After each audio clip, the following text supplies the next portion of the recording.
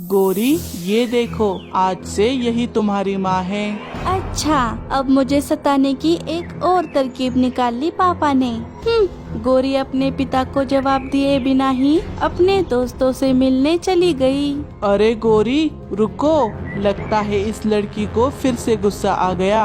अरे, ये गोरी कहाँ चली गई? वो ऐसी ही है, उसका गुस्सा हमेशा 7वें आसमान पर रहता है।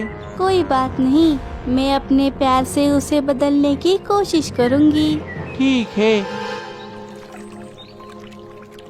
सुबह हो गई। कोमल, चलो मैं चलता हूँ, मुझे देरी हो रही है। सुनिए, गोरी को खाने में क्या पसंद है? आज मैं सारा खाना उसी के पसंद का बनाती हूँ। उसे कटहल की सब्जी बहुत पसंद है, तुम वही बना दो।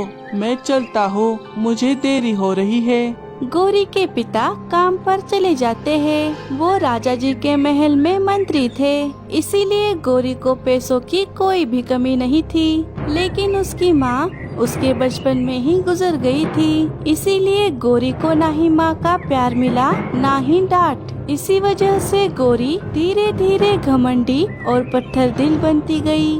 वो कभी किसी की इज्जत भी नहीं करती, बस अपनी ही धुन में हमेशा दोस्तों के साथ बाहर रहती।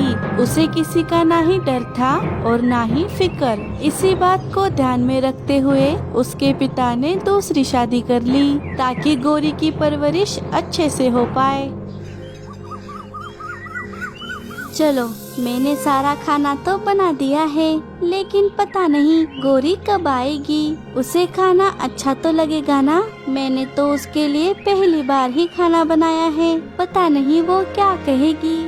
अरे, यहाँ पर तो एक भी चीज अपनी जगह पर नहीं है। गोरी के आने तक उसका कमरा ही साफ कर देती हूँ। थोड़ी देर बाद गोरी अपने घर आ गई, लेकिन कोमल को अपने कमरे में देखकर वो बहुत गुस्से में आ गई। अरे, तुम्हारी हिम्मत कैसे हुई मेरे कमरे में आने की और मेरा सामान इधर उधर करने की? हटो हटो यहाँ से। अरे गोरी, मैं तो बस तुम्हारा कमरा साफ कर रही थी। किसने कहा था मुझ पर इतना बड़ा एहसान करने के लिए? किसने कहा था तुमसे आइंदा मेरे कमरे में आने की और मेरी चीजों को हाथ लगाने की कोशिश की तो तुम्हें घर से बाहर निकाल दूंगी। मैं सब जानती हूँ, तुम मेरे पापा की प्रॉपर्टी पर ऐश करने के लिए यहाँ पर आई हो क्या? नहीं नहीं गोरी, ऐसी बात नहीं है, तुम मुझे गलत समझ रही हो। लेकिन तुम मुझे समझ लो, मैं तुम्हारे जैसी गवार नहीं हूँ। मुझे ज्यादा मस्का लगाने की या मेरी माँ बनने की कोशिश की तो देख लेना। गोरी अपने बिस्तर पर जाकर सो गई। अरे गोरी, खाना तो खा लो। लेकिन गोरी कहाँ सुनने वाली थी, वो आराम से सो गई। कोमल उसके पास जाती है और उसे कंबल ओढ़ाकर वहाँ से चली जाती है। थोड़ी देर बाद गोरी के पिता घर आ गए। अरे, आप आ गए? हाथ धो लीजिए, मैं आपको खाना परोस देती हूँ। क्या गोरी ने खाना खा लिया? नहीं, वो सो गई है। शायद उसने बाहर से ही खाना खा लिया था। बहुत थक गई थी, इसीलिए आते ही सो गई। क्या? ये क्या बात हुई? तुमने उसके लिए उसकी पसंद का खाना बनाया और वो बिना खाए ही सो गई। उसका ये बर्ताव दिन ब दिन बढ़ता ही जा रहा है। कोई बात नहीं, जाने दीजिए, अभी वो ना समझ है। इन सब बातों की उसे समझ नहीं। आप खाना खा लीजिए। कोमल ने मंगू को कुछ नहीं बताया और खाना खाकर दोनों सो गए। अगली सुबह गोरी बहुत देर से उठी और तैयार होकर बाहर जाने लगी। अरे गोरी, कहाँ जा रही हो? इधर आओ, पहले नाश्ता कर लो। तुम होती कौन हो ये पूछने वाली कि मैं कहाँ जा रही हूँ? अरे गोरी, ये भी कोई तरीका है अपनी माँ से बात करने का? कोमल तुम्हारी भलाई के लिए ही तो कह रही है। एक तो तुम्हारी वजह से कल कितना सारा खाना बर्बाद हो गया, तुम जानती भी हो। पापा, पहली बात तो ये है कि ये मेरी माँ नहीं है और ना ही कभी बन सकती है। इसने बस आपकी प्रॉपर्टी देखकर ही आपसे शादी की है। गोरी, अपनी जुबान पर लगाम लगाओ। कोमल को इस घर में शादी करके आने की कोई जरूरत नहीं थी। उसे इससे भी ज्यादा अमीर और अच्छा घर मिल सकता था, लेकिन उसने वो ना सोचकर तुम्हारी जिंदगी संवारने के लिए मुझसे शादी की। समझ आया? अरे आप शांत हो जाइए, मुझे गौरी की बातों का बुरा नहीं लगा। मेरे पापा को इसने मेरे खिलाफ बना दिया है। लगता है गौरी क्या चीज है ये बताने का समय आ गया है। थोड़ी देर बाद शाम होने पर गौरी कोमल के पास आ गई। सुनो, आज रात के खाने में बैंगन की सब्जी और चावल की खीर बना देना, पापा को बहुत पसंद है। अच्छा, तुमने मुझे ये बताया, इस बात की मुझे बहुत खुशी है। चावल तो खत्म हो गए हैं, अंधेरा होने से पहले मैं चावल के दाने लेकर आती हूँ। हाँ हाँ, जाओ जाओ। अब आएगा असली मजा। रात होने पर कोमल गौरी के कहे अनुसार सारा खाना बनाती है और उसके पति के आते ही उसे परोस देती है। लेकिन उसका पति बैंगन की सब्जी देखकर बहुत गुस्से में आ गया। अरे, बैंगन की सब्जी? कोमल, तुमने बैंगन की सब्जी क्यों बनाई? तुम जानती नहीं, बैंगन की सब्जी खाने से मेरी तबीयत बिगड़ जाती है और चावल की खीर से भी मेरा पेट खराब हो जाता है। क्या? अरे बाप रे, मुझे तो पता ही नहीं था। अरे अरे, आपको पापा की तबीयत का ख्याल नहीं? मैंने आपसे कहा था ना, बैंगन की सब्जी और चावल की खीर से पापा को एलर्जी है। पापा, मैं अभी आपके लिए कुछ और बना देती हूँ। नहीं बेटा, अभी रहने दो, मुझे नींद आ रही है, मैं सोने जा रहा हूँ। कोमल, आइंदा से ध्यान रहे, इस घर में बैंगन की सब्जी नहीं बननी चाहिए। मंगू कोमल को ही डांट लगाकर वहाँ से चला जाता है। ऐसे ही दिन बीत रहे थे। एक दिन कोमल ने घर का सारा काम जल्दी खत्म कर लिया क्योंकि उसे अपने मायके जाना था। लेकिन उसी वक्त गौरी अपने दोस्तों को लेकर घर आ गई। अरे गौरी, तुमने तो अपनी नई माँ से हमें मिलवाया ही नहीं। क्या कहा? माँ?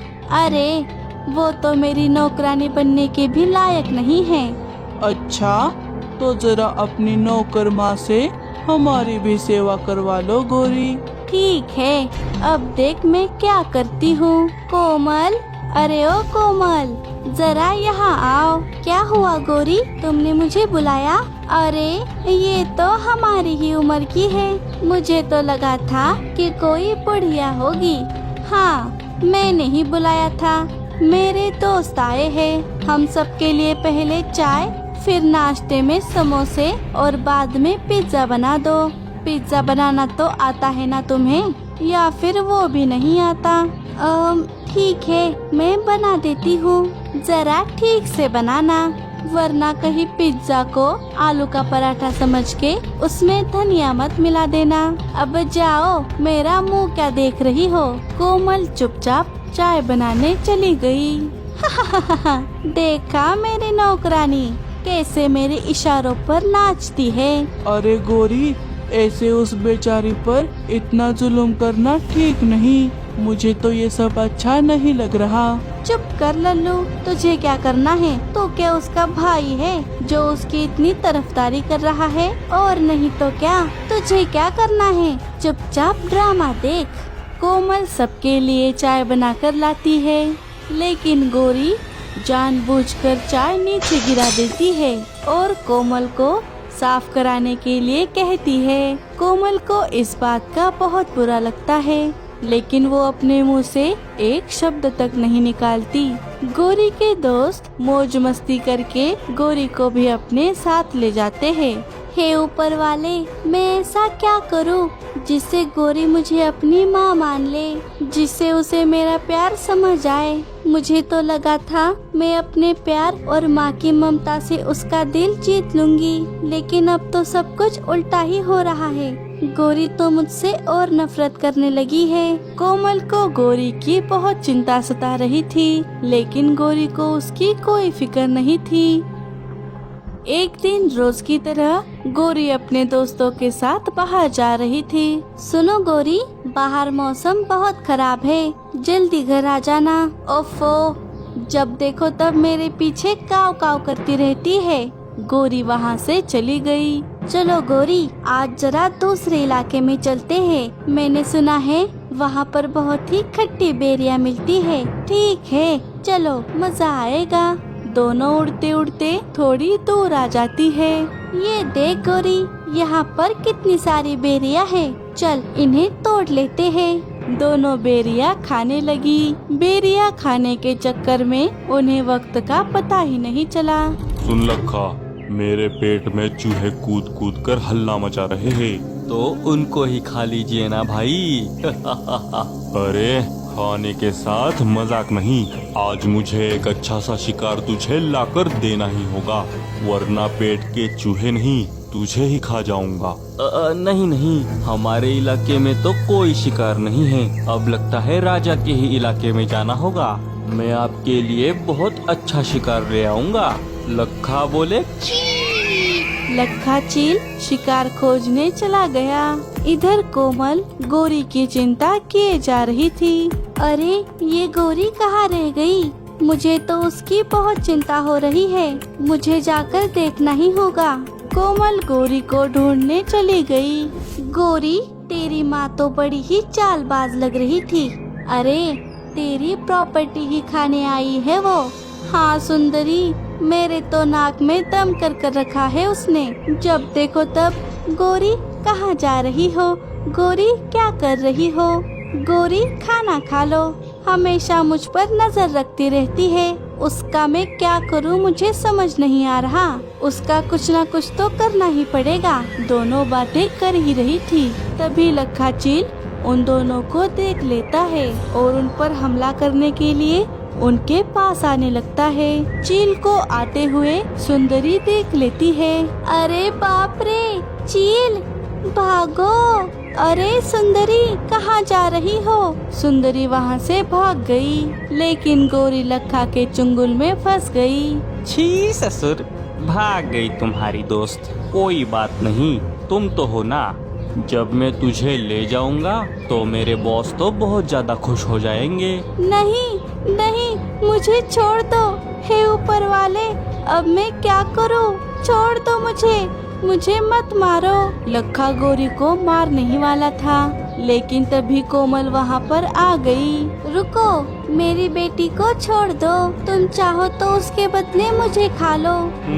ये क्या? तू कौन है जो इस कवि के बदले अपनी जान दे रही है? मैं इसकी माँ हूँ। छोड़ दो मेरी बेटी को। कोमल के शब्द सुनकर गोरी के होश उड़ गए और वो बहुत भावुक हो गई। अच्छा, by one get one free. अब उसे भी नहीं छोड़ूंगा और तुझे भी खा जाऊंगा। आज मैं तुम दोनों को भी मार दूंगा। लखा उन दोनों का शिकार करने ही वाला था, तभी गोरी के पिता वहाँ आकर लखा को पीछे खदेड़ देते हैं। रुक जाओ चील, तुम छोटे पंछियों के इलाके में क्या कर रहे हो? क्या तुम्हें पता नहीं ये राजा चील का इलाका है? तुम यहाँ पर शिकार नहीं कर सकते। तू कौन है मुझे पूछने वाला? मैं हमारे चील राजा का मंत्री हूँ। अगर मैंने उन्हें तुम्हारे यहाँ होने की खबर दे दी तो वो तुम्हें कैद कर लेंगे, वो भी पूरी जिंदगी भर के लिए। लखा ये सुनकर बहुत डर गया। क्या? आज तो बच गए, लेकिन तुम लोगों को एक ना एक दिन शिकार जरूर बनाऊंगा। लखा वहाँ से भाग जाता है। अब गोरी का सिर शर्मिंदगी से झुक चुका था।